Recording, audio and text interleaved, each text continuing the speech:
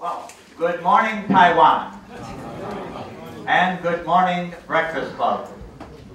So let me ask first, Ni ai Taiwan ma? Not very loud. Let me have a little more expression. Oh yeah. Ni ai Taiwan ma? Good. Well, our guest needs no introduction. And I've already, of course, sent you her bio, and we will get directly to it. Dr. Tsai will give her vision for Taiwan, and then she will also explain how, in her mind, she sees that the DPP is different from the Kuomintang. And then we will open for question and answers. And I'll direct that at that point. So with no further ado, Dr. Tsai, welcome.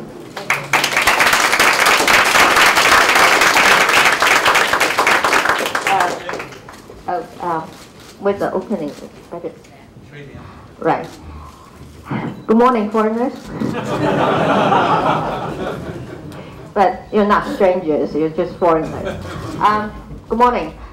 It's actually my plan and intention to talk to the foreign communities here as to what DPP is about and what we plan to do for the future of Taiwan. But Mr. Kidd was very kind to make this arrangement for me to meet with you and to be some sort of a warmed-up exercise for a bigger event in which I will be talking to more foreigners and less familiar with things happening here in Taiwan. So I thank you for this opportunity to exchange views and to report to you so what we intend to do and what we plan to do for Taiwan. And with that, can I sit down? Thank you.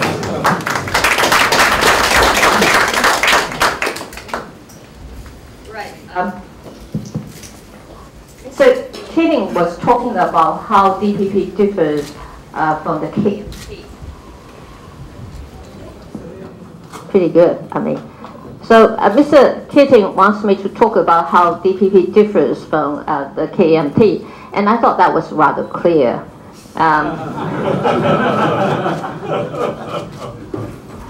And this is essentially a question that has been put to me from time to time. That is how I differ from my angel, you know. I thought it's clear too, you know. But I do intend to tell you what we intend to do for Taiwan, and this is going to be a major exercise for a political party. But I am only allowed to speak for 20 minutes as opening, so I don't think in 20 minutes I will be able to give you a full report of what we intend to do, but I will give you a list of what is or what are on our agenda. So I guess many of you may be very interested in how we're going to deal with the relationship with China, because this is always the #1 issue raised by people when we talk about policy issues here. But the thing is that other than China, we have a lot other business to deal with. Let me deal with the international aspect of our policy agenda first. I guess the most important thing that we need to do in terms of our external relationship with others is that we need to maintain the right balance. The balance between China, the relationship with China, and the relationship with the rest of the world. Many people thought that cross-strait is cross-strait, but I tend to think that cross-strait is part of our external relationship. And it is best for us to put the management of this relationship in a context, in a multilateral context. Because after 50 or 60 years of development, this multilateral community has its own rule and has its own way of dealing business. And we don't have to create new rules new structures for China, because both China and us are members of the international communities, and we are part of the multilateral trading system as well. So I guess people have been so used to the idea that cross-strait is cross-strait, and we have to make our own rules and to develop our own approach in terms of dealing with the cross-strait matters. But we forgot the fact that we are both members of the international communities, and we are also part of the multilateral trading system. And the international community has its own rules and procedures to deal with things. And the multilateral trading system has been there for more than 60 or 50, 60 years. So with that, I mean, it's enough to serve as a basis to develop a new relationship in the 21st century. So what I'm saying is that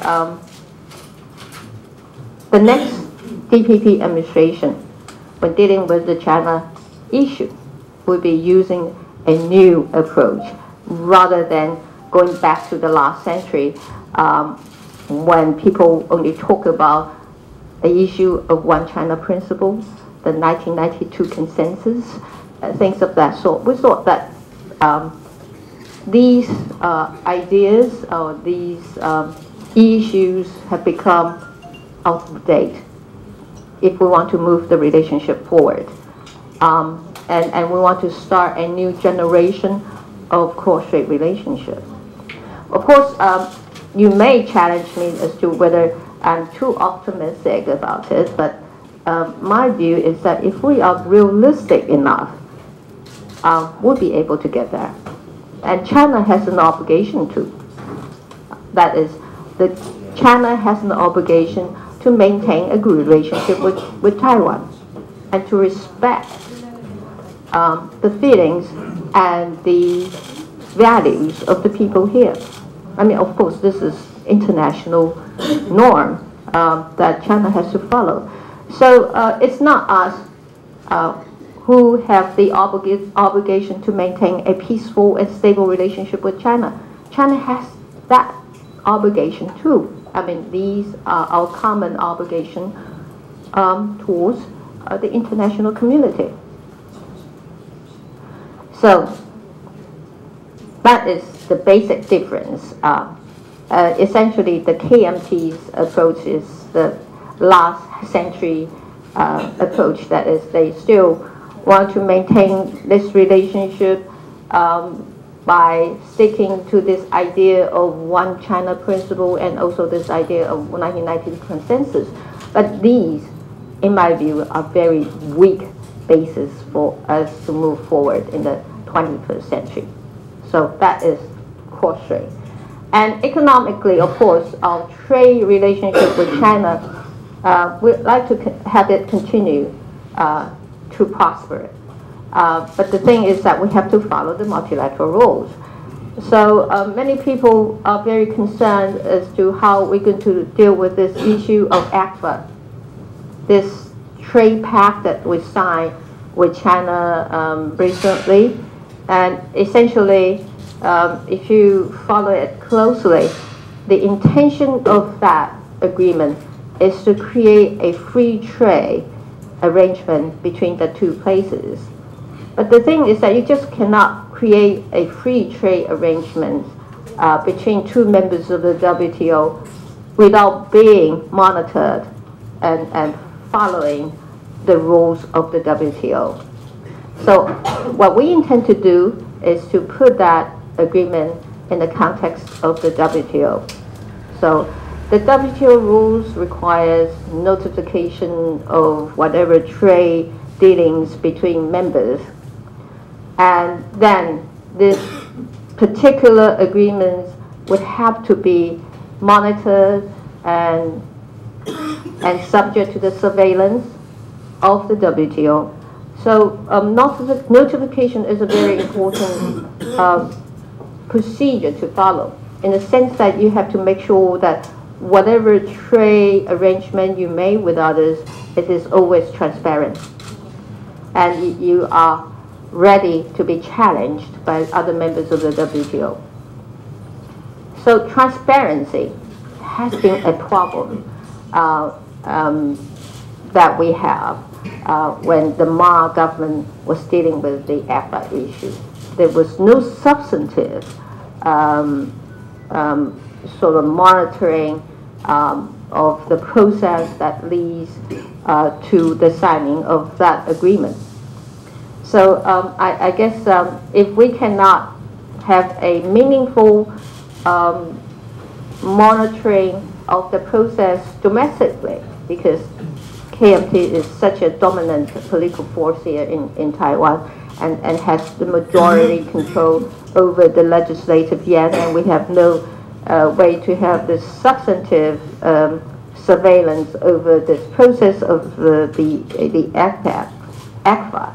Then the next thing that is meaningful for us to do, to have that thing notified to the WTO and have a process of transparency exercise there in the WTO, and other countries get the opportunity to ask questions and ask for clarification to make sure that this thing is consistent with the WTO rules.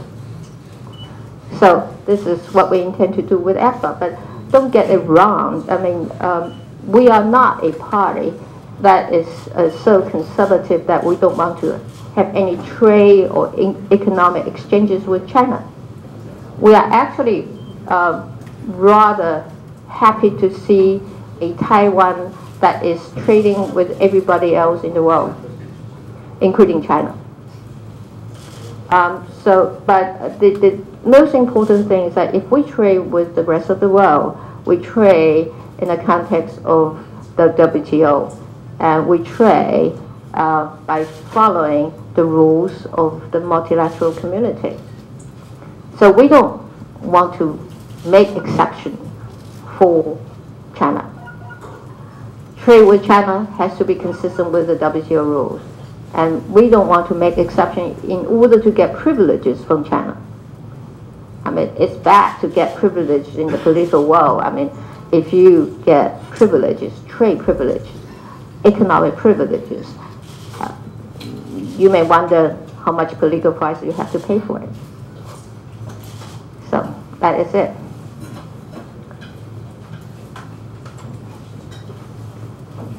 So other than that, let's talk about economic policies. Maybe less exciting, but it's more important for Taiwan. What is needed here for Taiwan is jobs. Jobs. I mean,